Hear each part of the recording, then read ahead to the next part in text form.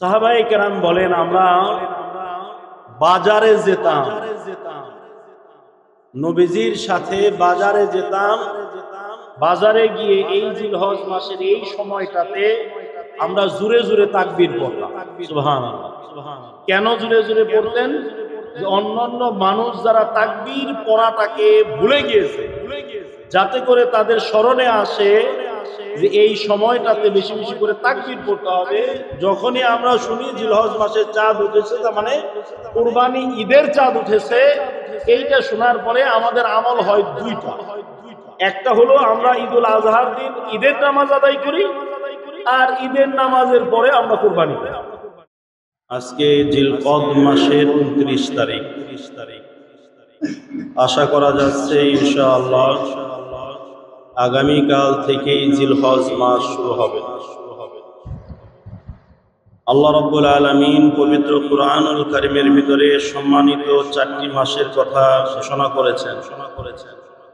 সেই 4টি মাসের মধ্যে একটি মাস হচ্ছে এই জিলহজ মাস,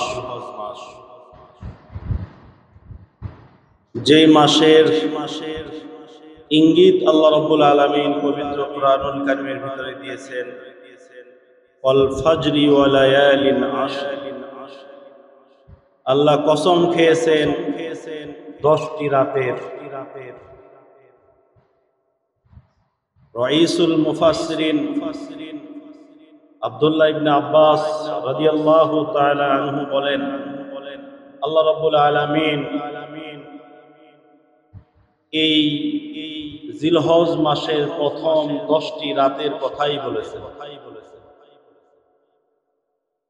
আমাদের দেশে যখন জিলহজ মাসের চাঁদ দেখা যায়, তখন ঘোষণা করা হয় পবিত্র জিলহজ মাসের চাঁদ দেখা গেছে, এত তারিখে কুরবানির ঈদ হবে। রমজানের চাঁদ ওঠার সাথে সাথে আমাদের মাথায় ভেসে ওঠে পবিত্র 1 মাস রোজা পালন করতে হবে। জিলহজ মাসের চাঁদ দেখার সংবাদ পাওয়ার পরে আমাদের মাথায় চিন্তা আসে, সামনে ঈদুল আজহা, কুরবানির ঈদ সামনে আসে। অথচ জিলহজ মাসের এই প্রথম 10 দিনের ভিতরে নবীজি বেশ কিছু আমলের কথা বলেছেন। এই 10টি রাতের গুরুত্ব বলেছেন, 10টি দিনের গুরুত্বের ব্যাপারে নবীজি বলেছেন। নবীজি জীবনে যেই আমলগুলো নিয়মিত করেছেন, ছাড়েন নাই, তন্মধ্যে একটি আমল হলো নবীজি জিলহজ মাসের এই যে প্রথম দিকের 10 দিনের রোজা, এই রোজাগুলো নবীজি নিয়মিত রাখতেন। এই 10টি রোজা নবীজি ছাড়তেন না। জোরে বলে সুবহানাল্লাহ। তাহলে জিলহজ মাসের প্রথম 10 দিনের এই আমলের মধ্যে হলো প্রথম 10 দিন নবীজি রোজা রাখতেন। কি রাখতেন? বলেন। রোজা রাখতেন। রোজার আমল নবীজি করেছেন, ফজিলত বলেছেন যে আল্লাহ রাব্বুল আলামিন তার পিছনের এবং সামনের 1 বছরের সগীরা গুনাহ খাতা আল্লাহ মাফ করে দেন।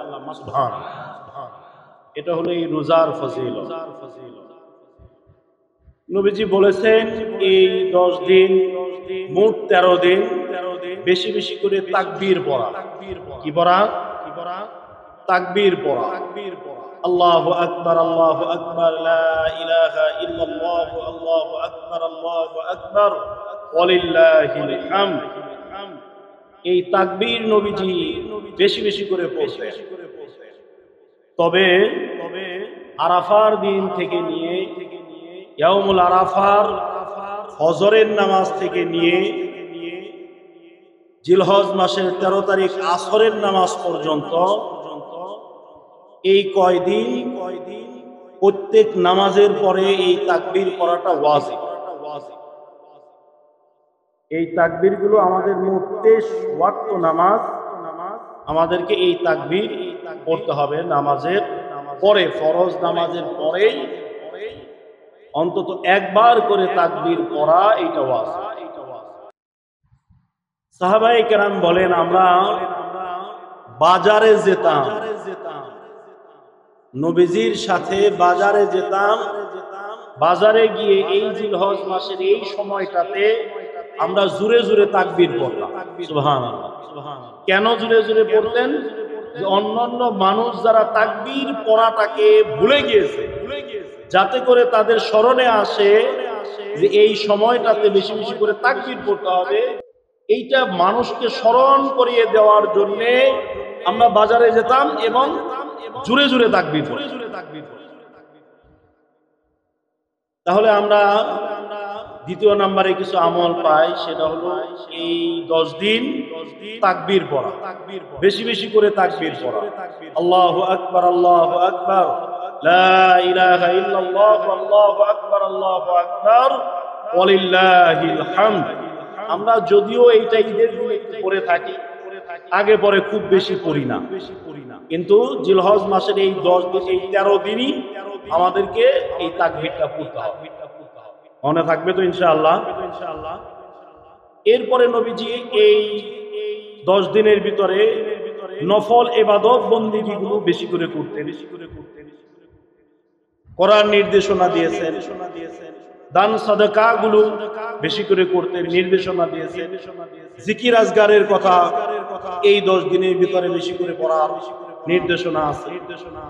এরকম ভাবে অনেকগুলো আমল আছে। আমরা শুধুমাত্র এই জিলহজ মাসের 2টা আমল করি। কয়টা আমল করি? 12 থেকে 13টা আমল এই 12-13 দিনের মধ্যে রয়েছে। তার মধ্যে যখনই আমরা শুনি জিলহজ মাসের চাঁদ উঠেছে, তার মানে কুরবানি ঈদের চাঁদ উঠেছে, এইটা শোনার পরে আমাদের আমল হয় 2টা। একটা হলো আমরা ঈদুল আজহার দিন ঈদের নামাজ আদায় করি, আর ঈদের নামাজের পরে আমরা কুরবানি করি। এই 2টা আমল ছাড়া এই 10 দিনের মধ্যে আমরা খুব বেশি ইবাদত বন্দেগীগুলো, এই তাকবীর পড়াগুলো, এগুলো আমরা করি না। ইয়াউমুল আরাফা আল্লাহ রাব্বুল আলামিন যতগুলো দিন আমাদেরকে দিয়েছেন, বছরে 365 দিন, বছরে 365টা রাত, সবচাইতে দামি রাত হলো শবে কদরের রাত। সবচাইতে দামি রাত কোনটা? শবে কদরের রাত সবচাইতে দামি রাত। আর দিনগুলোর মধ্যে সবচাইতে দামি দিন হচ্ছে ইয়াউমুল আরাফা, আরাফার দিন। এই দিনটা হচ্ছে সবচাইতে দামি দিন। বলেন সুবহানাল্লাহ। এই দিনে লক্ষ লক্ষ হাজী উন্মুক্ত আকাশের নিচে, খোলা আকাশের নিচে, উত্তপ্ত জমিনের উপরে সারা দিন ব্যাপী আল্লাহর কাছে দোয়া করতে থাকে। আল হাজ্জু ইয়াউমুল আরাফা, নবীজির কথা হলো হজ হলো ইয়াউমুল আরাফা। আরাফায় অবস্থান করাটাই হলো হজ। সুবহানাল্লাহ। এজন্য ইয়াউমুল আরাফার দিন আমরা বেশি করে আল্লাহর কাছে দোয়া করব। আমাদের জন্য যা কিছু চাওয়ার সেইটা আমরা চাই। আল্লাহর কাছে চাওয়াটা একটা ইবাদত। চাওয়াটা কি? ইবাদত। চাওয়াটা ইবাদত। উদউনি আস্তাজিব লাকুম। আল্লাহ রাব্বুল আলামিন বলেছেন, আমার কাছে চাও, আমার কাছে দোয়া করো, আমি আল্লাহ রাব্বুল আলামিন তোমাদের দোয়াগুলোকে কবুল করে নেব। সুবহানাল্লাহ।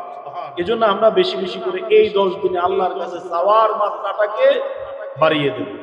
আমাদের মাথায় যেন এই 10 দিনের ভিতরে শুধুমাত্র 2টি কাজ যেন সীমাবদ্ধ না থাকে। সব সময়ের জন্য আমাদের মনে রাখা দরকার, 2টি কাজে যেন আমরা আমাদের এই জিলহজ মাসের প্রথম দশক, এইটা যেন 2 কাজে সীমাবদ্ধ না রাখি। আমরা যেন আনুষঙ্গিক বাদবাকি কাজগুলো যেন আমরা করি। রোজা রাখার আমলটা যেন আমরা করি, তাকবীর পড়ার আমলটা যেন আমরা করি, বেশি বেশি করে জিকির করার আমলটা যেন আমরা করি, দান সাদাকা গুলো করার আমল যেন আমরা করি, আল্লাহর কাছে বেশি করে দোয়া করার আমলটা যেন আমরা করি। এগুলো যেন আমাদের মাথায় থাকে। এরপরে গুরুত্বপূর্ণ যে আমলগুলো আমরা সবাই জানি, সেটা হলো কুরবানি করা, ঈদের নামাজ আদায়। ঈদের নামাজ আমাদের সমাজে যারা এক ওয়াক্ত নামাজও সারা বছরে পড়ে না, তারাও চেষ্টা করে ঈদের নামাজ, 2 ঈদের নামাজ অন্তত আসা। এটা আমাদের সমাজের ভিতরে মোটামুটি ভাবে একটা প্রসিদ্ধ নামাজ। সারা বছর পড়ুক বা না পড়ুক, অন্তত এই দুই ঈদের দিন কিছু মানুষ আছে যারা এসে নামাজটা আদায়। এরপরে লাস্টের যে আমলটা থাকে সেটা হলো কুরবানির আমল। কুরবানিটা যেই পরিমাণ মানুষ ঈদের নামাজ আদায় করে সেই পরিমাণ মানুষ কিন্তু কুরবানি করে না। না সমাজের সবাই কুরবানি করে? হ্যাঁ, আমাদের সমাজের ভিতরে আমরা দেখি সিলেক্টেড কিছু মানুষ যারা প্রতি বছর কুরবানি করতেছে, কন্টিনিউ তারা করেই যাচ্ছে, ধারাবাহিকভাবে তারা করেই যাচ্ছে।